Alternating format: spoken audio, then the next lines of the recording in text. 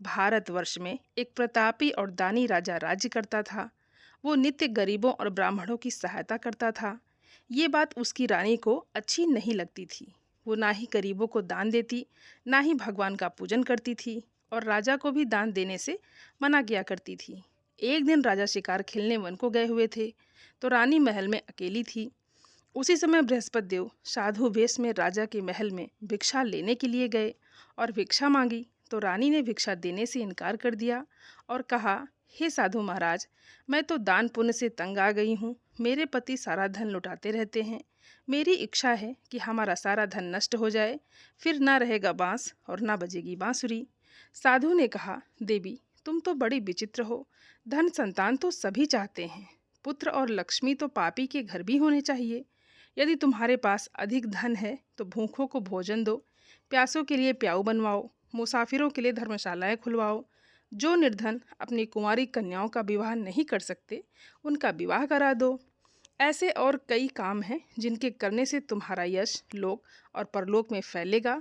परंतु रानी पर उपदेश का कोई प्रभाव नहीं पड़ा। वो बोली, महाराज, आप मुझे कुछ ना समझाएं। मैं ऐसा धन नहीं चाहती जो हर जगह बांटती फिरूं। तब साधु ने उत्तर दिया, यदि तुम्हारी ऐसी ही इच्छा है तो तथास्तु। तुम ऐसा करना कि बृहस्पतिवार को घर लेप कर पीली मिट्टी से अपना सिर धोकर स्नान करना, भट्टी चढ़ाकर कपड़े धोना। ऐसा करने से आपका सारा धन नष्ट हो जाएगा। इतना कहकर वो साधु महाराज वहाँ से आलोप हो गए। और साधु के अनुसार कही बातों को पूरा करते हुए रानी को केवल 3 बृहस्पतिवार ही बीते थे कि उसकी समस्त धन संपत्ति नष्ट हो गई। भोजन के लिए राजा का परिवार तरसने लगा। तब एक दिन राजा ने रानी से बोला कि हे रानी, तुम यहीं रहो, मैं दूसरे देश को जाता हूँ, क्योंकि यहाँ पर सभी लोग मुझे जानते हैं, इसलिए मैं कोई छोटा कार्य नहीं कर सकता। ऐसा कहकर राजा परदेश चला गया। वो वहाँ जंगल से लकड़ी काट कर लाता और शहर में बेचता था। इस तरह वो अपना जीवन व्यतीत करने लगा। इधर राजा के परदेश जाते ही रानी और दासी दुखी रहने लगी। एक बार जब रानी और दासी को 7 दिन तक बिना भोजन के रहना पड़ा, तो रानी ने अपनी दासी से कहा, हे दासी, पास ही के नगर में मेरी बहन रहती है। वो बड़ी धनवान है। तू उसके पास जा और कुछ बेझर मांग कर ले आ, ताकि थोड़ा बहुत गुजर बसर हो सके। रानी दासी की बहन के पास गई। उस दिन गुरुवार था और रानी की बहन उस समय बृहस्पतिवार व्रत की कथा सुन रही थी। दासी ने रानी की बहन को अपनी रानी का संदेश दिया, लेकिन रानी की बड़ी बहन ने कोई भी उत्तर नहीं दिया। जब दासी को रानी की बहन से कोई उत्तर नहीं मिला तो वो बहुत दुखी हुई। उसे क्रोध भी आया। दासी ने वापस आकर रानी को सारी बात बता दी। सुनकर रानी ने अपने भाग्य को कोसा। उधर रानी की बहन ने सोचा कि मेरी बहन की दासी आई थी, परंतु मैं उससे नहीं बोली, इससे वो बहुत दुखी हुई होगी। कथा सुनकर और पूजन समाप्त करके वो अपनी बहन के घर आई और कहने लगी, हे बहन, मैं बृहस्पतिवार का व्रत कर रही थी। तुम्हारी दासी मेरे घर आई थी, परंतु जब तक कथा होती है तब तक ना उठते हैं और ना ही बोलते हैं, इसलिए मैं नहीं बोली। कहो दासी, क्यों गई थी? तब रानी बोली, बहन, तुमसे क्या छिपाऊं, हमारे घर में खाने तक को अनाज नहीं था। ऐसा कहते कहते रानी की आंखें भर आई। उसने दासी समेत पिछले 7 दिनों से भूखे रहने तक की बात अपनी बहन को विस्तार पूर्वक सुना दी। रानी की बहन बोली, देखो बहन, भगवान बृहस्पति सबकी मनोकामना को पूर्ण करते हैं। देखो, शायद तुम्हारे घर में अनाज रखा हो। पहले तो रानी को विश्वास नहीं हुआ, पर बहन के आग्रह करने पर उसने अपनी दासी को अंदर भेजा, तो उसे सचमुच अनाज से भरा एक घड़ा मिल गया। ये देखकर दासी को बड़ी हैरानी हुई। दासी रानी से कहने लगी, हे रानी, जब हमको भोजन नहीं मिलता तो हम व्रत ही तो करते हैं, इसलिए क्यों ना इनसे व्रत की कथा और विधि पूछ ली जाए, ताकि हम भी व्रत कर सकें। तब रानी ने अपनी बहन से बृहस्पतिवार व्रत के बारे में पूछा। उसकी बहन ने बताया, बृहस्पतिवार के व्रत में चने की दाल और मुनक्का से विष्णु भगवान का केले की जड़ में पूजन करें तथा दीपक जलाएं, व्रत कथा सुनें और पीला भोजन ही करें। इससे बृहस्पति देव प्रसन्न होते हैं। और व्रत और पूजन विधि बताकर रानी की बहन अपने घर को लौट गई। 7 दिन के बाद जब गुरुवार आया तो रानी और दासी ने व्रत रखा। गुड़साल में जाकर चना और गुड़ लेकर आई, फिर उससे केले की जड़ तथा विष्णु भगवान का पूजन किया। अब पीला भोजन कहाँ से आए? इस बात को लेकर दोनों बहुत दुखी थी, क्योंकि उन्होंने व्रत रखा था, इसलिए बृहस्पति देव उनसे प्रसन्न थे। इसलिए वो एक साधारण व्यक्ति का रूप धारण करके 2 थालों में सुंदर पीला भोजन दासी को दे गए। भोजन पाकर दासी बहुत प्रसन्न हुई और फिर रानी के साथ मिलकर भोजन ग्रहण किया। उसके बाद वो सभी गुरुवार को व्रत और पूजन करने लगी। बृहस्पति भगवान की कृपा से उनके पास फिर से धन संपत्ति आ गई, परंतु रानी फिर से पहले की तरह आलस्य करने लगी। तब दासी बोली, देखो रानी, तुम पहले भी इस प्रकार आलस्य करती थी। तुम्हें धन रखने में कष्ट होता था, इस कारण सभी धन नष्ट हो गया है, और अब जब भगवान बृहस्पति देव की कृपा से धन मिला है तो तुम्हें फिर से आलस्य होता है। रानी को समझाते हुए दासी कहती है कि बड़ी मुसीबतों के बाद हमने ये धन पाया है, इसलिए हमें दान पुण्य करना चाहिए, भूखे मनुष्यों को भोजन कराना चाहिए और धन को शुभ कार्यों में खर्च करना चाहिए, जिससे तुम्हारे कुल का यश बढ़ेगा, स्वर्ग की प्राप्ति होगी और पितृ प्रसन्न होंगे। दासी की बात मानकर रानी अपना धन शुभ कार्यों में खर्च करने लगी, जिससे पूरे नगर में उनका यश फैलने लगा। उधर एक दिन राजा दुखी होकर जंगल में एक पेड़ के नीचे आसन जमा कर बैठ गया। वो अपनी दशा को याद करके व्याकुल होने लगा। बृहस्पतिवार का दिन था। एकाएक उसने देखा कि निर्जन वन में एक साधु प्रकट हुए। वो साधु भेष में स्वयं बृहस्पति देवता थे।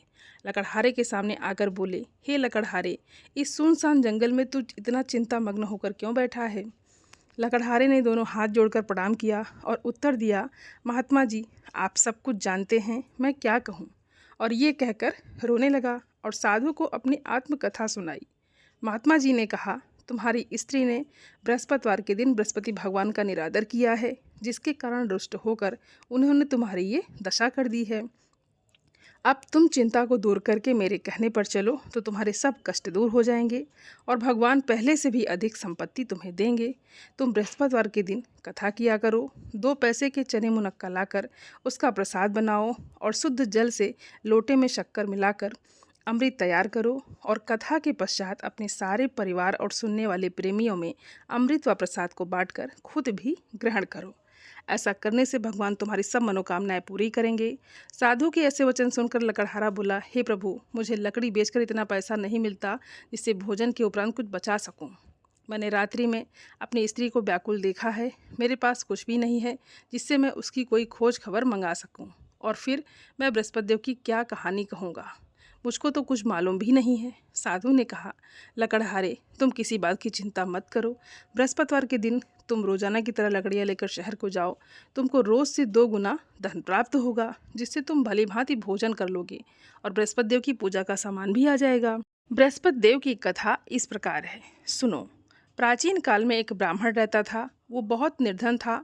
उसके कोई संतान नहीं थी। उसकी स्त्री बहुत मलिनता के साथ रहती थी। वो ना स्नान करती, ना किसी देवता का पूजन करती थी।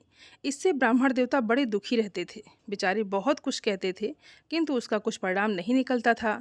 भगवान की कृपा से ब्राह्मण की स्त्री के कन्या रूपी रत्न पैदा हुआ। कन्या बड़ी होने पर प्रातःकाल स्नान करके विष्णु भगवान का जाप और बृहस्पतिवार का व्रत करने लगी। अपने पूजन पाठ को समाप्त करके विद्यालय जाती तो अपनी मुट्ठी में जौ भर कर ले जाती और पाठशाला के मार्ग में डालती जाती। तब ये जौ स्वर्ण के हो जाते तो लौटते समय उनको बिन कर घर ले आती। एक दिन वो बालिका सूप में उस सोने की जौ को फटक कर साफ कर रही थी कि उसके पिता ने देख लिया और कहा, हे बेटी, सोने की जौ के लिए सोने का सूप होना चाहिए। दूसरे दिन बृहस्पतिवार था। इस कन्या ने व्रत रखा और बृहस्पति देव से प्रार्थना करके कहा, मैंने आपकी पूजा सच्चे मन से की है तो मेरे लिए सोने का सूप दे दो। बृहस्पति देव ने उसकी प्रार्थना स्वीकार कर ली। रोजाना की तरह वो कन्या जौ फैलाती हुई जाने लगी और जब लौट कर जौ बिन रही थी तो बृहस्पति देव की कृपा से सोने का सूप उसे मिला। उसे वो घर ले आई और उसमें जौ साफ करने लगी, परंतु उसकी माँ का वही ढंग रहा। एक दिन की बात है, वो कन्या सोने के सूप में जौ साफ कर रही थी। उस समय उस शहर का राजपुत्र वहाँ से होकर निकला। इस कन्या के रूप और कार्य को देखकर मोहित हो गया और अपने घर आकर भोजन और जल त्याग कर उदास होकर लेट गया। राजा को इस बात का पता लगा तो अपने प्रधानमंत्री के साथ उसके पास गए और बोले, हे बेटा, तुम्हें किस बात का कष्ट है? किसी ने तुम्हारा अपमान किया है अथवा कोई और कारण है? जो भी हो सो कहो, मैं वही कार्य करूँगा जिसे तुम्हें प्रसन्नता हो। तब अपने पिता की राजकुमार ने बातें सुनी तो वो बोला, मुझे आपकी कृपा से किसी बात का दुख नहीं है। किसी ने मेरा अपमान भी नहीं किया है, परंतु मैं उस लड़की से विवाह करना चाहता हूँ जो सोने के सूप में जौ साफ कर रही थी। ये सुनकर राजा आश्चर्य में पड़ गया और बोला, हे बेटा, इस तरह की कन्या का पता तुम ही लगाओ, मैं उसके साथ तेरा विवाह अवश्य ही करवा दूंगा। राजकुमार ने उस लड़की के घर का पता बताया। तब मंत्री उस लड़की के घर गए और ब्राह्मण देवता को सभी हाल बताया। ब्राह्मण देवता राजकुमार के साथ अपनी कन्या का विवाह करने के लिए तैयार हो गए और विधि विधान के अनुसार ब्राह्मण की कन्या का विवाह राजकुमार के साथ हो गया। कन्या के घर से जाते ही पहले की भांति उस ब्राह्मण देवता के घर में गरीबी का निवास हो गया। अब भोजन के लिए भी अन्न बड़ी मुश्किल से मिलता था। एक दिन दुखी होकर ब्राह्मण देवता अपनी पुत्री के पास गए। बेटी ने पिता की दुखी अवस्था को देखा और अपनी माँ का हाल पूछा। तब ब्राह्मण ने भी सभी हाल कहा। कन्या ने बहुत सा धन देकर अपने पिता को विदा कर दिया। इस तरह ब्राह्मण का कुछ समय सुखपूर्वक व्यतीत हुआ। कुछ दिन के बाद फिर वही हाल हो गया। ब्राह्मण फिर अपनी कन्या के यहाँ गया और सारा हाल कहा तो लड़की बोली, हे पिताजी, आप माताजी को यहाँ ले आओ, मैं उन्हें विधि बता दूंगी जिससे उनकी गरीबी दूर हो जाए। वो ब्राह्मण देवता अपनी स्त्री को साथ लेकर पहुँचे तो अपनी माँ को समझाने लगी कि हे माँ, तुम प्रातःकाल प्रथम स्नान आदि करके भगवान विष्णु का पूजन करो तो सब दरिद्रता दूर हो जाएगी। परंतु उसकी माँ ने एक भी बात नहीं मानी और प्रातःकाल उठकर अपनी पुत्री के बच्चों का जूठन खा लिया। इससे उसकी पुत्री को बहुत गुस्सा आया। उसने एक रात को एक कोठरी से सारा सामान निकाल दिया और अपनी माँ को उसमें बंद कर दिया। प्रातः उसमें से उसे निकाला तो स्नान आदि करा के पूजा पाठ करवाया तो उसकी माँ की बुद्धि ठीक हो गई। इसके बाद वो नियम से पूजा पाठ करती और प्रत्येक बृहस्पतिवार को व्रत रखने लगी। इस व्रत के प्रभाव से उसकी माता और पिता बहुत ही धनवान और पुत्रवान हो गए और बृहस्पति देवता के प्रभाव से इस लोक के सुख को भोग कर अंत में स्वर्ग को प्राप्त हुए। इस तरह कहानी कहकर साधु देवता वहाँ से अंतर्ध्यान हो गए। धीरे धीरे समय व्यतीत होने पर फिर वही बृहस्पतिवार का दिन आया। लकड़हारा जंगल से लकड़ी काटकर किसी शहर में बेचने गया। उसे उस दिन और दिन से अधिक पैसा मिला। राजा ने चना गुड़ आदि लाकर गुरुवार का व्रत किया। उस दिन से उसके सभी क्लेश दूर हो गए। परंतु जब दोबारा गुरुवार का दिन आया तो बृहस्पतिवार का व्रत करना वो भूल गया। इस कारण बृहस्पति भगवान नाराज हो गए। उस दिन उस नगर के राजा ने विशाल यज्ञ का आयोजन किया था तथा शहर में एक घोषणा करवा दी कि कोई भी मनुष्य अपने घर में भोजन ना बनावे, ना आग जलावे। समस्त जनता मेरे यहाँ भोजन करने आए। इस आज्ञा को जो नहीं मानेगा उसे फांसी की सजा दी जाएगी। इस तरह की घोषणा संपूर्ण नगर में करवा दी गई। राजा की आज्ञा के अनुसार शहर के सभी लोग भोजन करने गए, लेकिन लकड़हारा कुछ देर से पहुंचा, इसलिए राजा उसको अपने साथ घर लेकर गए और ले जाकर भोजन करा रहे थे तो रानी की दृष्टि उस खूंटी पर पड़ी जिस पर उसका हार लटका हुआ था। वहाँ पर वो हार दिखाई नहीं दिया। रानी ने निश्चय किया कि मेरा हार इस मनुष्य ने चुरा लिया है। उसी समय सिपाहियों को बुलाकर उसको कारागार में डलवा दिया गया। जब लकड़हारा कारागार में पड़ गया और बहुत दुखी होकर विचार करने लगा कि ना जाने कौन से पूर्व जन्म के कर्म से मुझे ये दुख प्राप्त हुआ है, और उसी साधु को याद करने लगा जो कि जंगल में मिला था। उसी समय तत्काल बृहस्पति देव साधु के रूप में प्रकट हुए और उसकी दशा को देखकर कहने लगे, अरे मूर्ख, तूने बृहस्पति देव की कथा नहीं करी, इस कारण तुझे दुख प्राप्त हुआ है। अब चिंता मत कर। बृहस्पतिवार के दिन कारागार के दरवाजे पर 4 पैसे पड़े मिलेंगे, उनसे तू बृहस्पति देव की पूजा करना, तेरे सभी कष्ट दूर हो जाएंगे। बृहस्पतिवार के दिन उसे 4 पैसे मिले। लकड़हारे ने कथा कही। उसी रात्रि को बृहस्पति देव ने उस नगर के राजा को स्वप्न में कहा, हे राजा, तुमने जिस आदमी को कारागार में बंद कर दिया है वो निर्दोष है, वो राजा है, उसे छोड़ देना। रानी का हार उसी खूंटी पर लटका है और अगर तू ऐसा नहीं करेगा तो मैं तेरे राज्य को नष्ट कर दूंगा। इस तरह रात्रि के स्वप्न को देखकर राजा प्रातःकाल उठा और खूंटी पर हार देखकर लकड़हारे को बुलाकर क्षमा मांगी और लकड़हारे को योग्य सुंदर वस्त्र आभूषण देकर विदा कर दिया। बृहस्पति देव की आज्ञा के अनुसार लकड़हारा अपने नगर को चल दिया। राजा जब अपने नगर के निकट पहुंचा तो उसे बड़ा आश्चर्य हुआ। नगर में पहले से अधिक बाग, तालाब, कुएं तथा बहुत सी धर्मशाला, मंदिर आदि बन गई है। राजा ने पूछा, ये किसका बाग है और किसका धर्मशाला है? तब नगर के सब लोग कहने लगे, ये सब रानी और बांदी के हैं। तो राजा को बहुत आश्चर्य हुआ और गुस्सा भी आया। जब रानी ने ये खबर सुनी कि राजा आ रहे हैं तो उन्होंने दासी से कहा, हे दासी, देख, राजा हमको कितनी बुरी हालत में छोड़कर गए थे। हमारी ऐसी हालत देखकर कहीं वो लौट ना जाएं, इसलिए तू दरवाजे पर खड़ी हो जा। आज्ञा के अनुसार दासी दरवाजे पर खड़ी हो गई। राजा आए तो उन्हें अपने साथ लेकर आई। तब राजा ने क्रोध करके अपनी रानी से पूछा कि ये धन तुम्हें कैसे प्राप्त हुआ है? तब उन्होंने कहा, हमें ये सब धन बृहस्पति देव के इस व्रत के प्रभाव से प्राप्त हुआ है। राजा ने निश्चय किया कि 7 रोज बाद तो सभी बृहस्पति देव का पूजन करते हैं, परंतु मैं प्रतिदिन दिन में 3 बार कहानी और रोज व्रत किया करूँगा। अब हर समय राजा के दुपट्टे में चने की दाल बंधी रहती और दिन में 3 बार कहानी कहते। एक रोज राजा ने विचार किया कि चलो अपनी बहन के यहाँ हो आवें। इस तरह निश्चय करके राजा घोड़े पर सवार होकर अपनी बहन के यहाँ को चलने लगा। मार्ग में उसने देखा कि कुछ आदमी मुर्दे को लिए जा रहे हैं। उन्हें रोककर राजा कहने लगा, अरे भाइयों, मेरी बृहस्पति देव की कथा सुन लो। तब वो बोले, लो, हमारा तो आदमी मर गया है, इसको अपनी कथा की पड़ी है। परंतु कुछ आदमी बोले, अच्छा कहो, हम तुम्हारी कथा भी सुनेंगे। राजा ने दाल निकाली और जब कथा आधी हुई थी तब मुर्दा हिलने लग गया और जब कथा समाप्त हो गई तो राम राम करके मनुष्य उठकर खड़ा हो गया। आगे मार्ग में उसे किसान खेत में हल चलाता मिला तो राजा ने उसे देखकर बोला, अरे भैया, तुम मेरी बृहस्पतिवार की कथा सुन लो। किसान बोला, जब तक मैं तेरी कथा सुनूंगा तब तक 4 हरैया जोत लूँगा।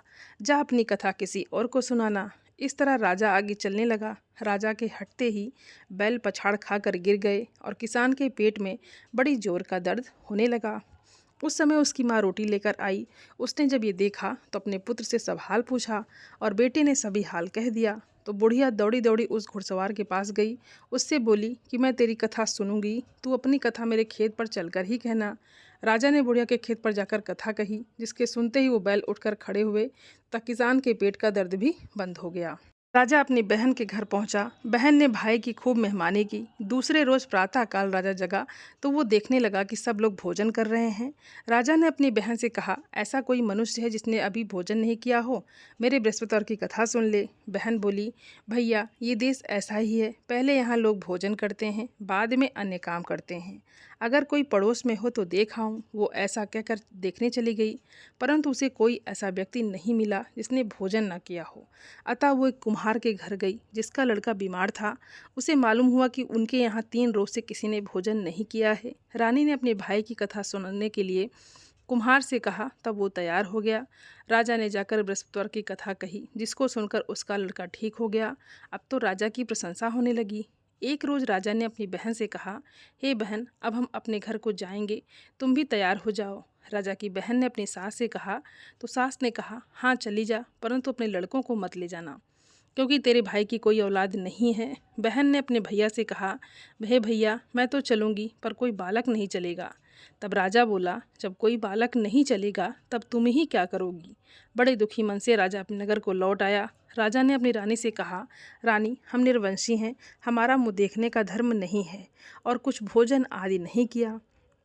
रानी बोली, हे प्रभु, बृहस्पति देव ने हमें सब कुछ दिया है, वो हमें औलाद भी अवश्य देंगे। उसी रात को बृहस्पति देव ने राजा से स्वप्न में कहा, हे राजा, उठो, सभी सोच त्याग दो, तेरी रानी गर्भ से है। राजा को ये बात सुनकर बड़ी खुशी हुई। 9वें महीने में उसके गर्भ से एक सुंदर पुत्र पैदा हुआ। तब राजा बोला, हे रानी, स्त्री बिना भोजन के रह सकती है, पर बिना कहे नहीं रह सकती है। जब मेरी बहन आएगी तुम मुझसे कुछ मत कहना। रानी ने सुनकर हाँ कर दिया। और जब राजा की बहन ने ये शुभ समाचार सुना तो बहुत खुश हुई और बधाई लेकर अपने भाई की यहाँ आई। तब रानी ने कहा, घोड़ा चढ़कर तो नहीं आई, गधा चढ़कर आई। तब राजा की बहन बोली, भाभी, मैं इस प्रकार ना कहती तो तुम्हें औलाद कैसे मिलती?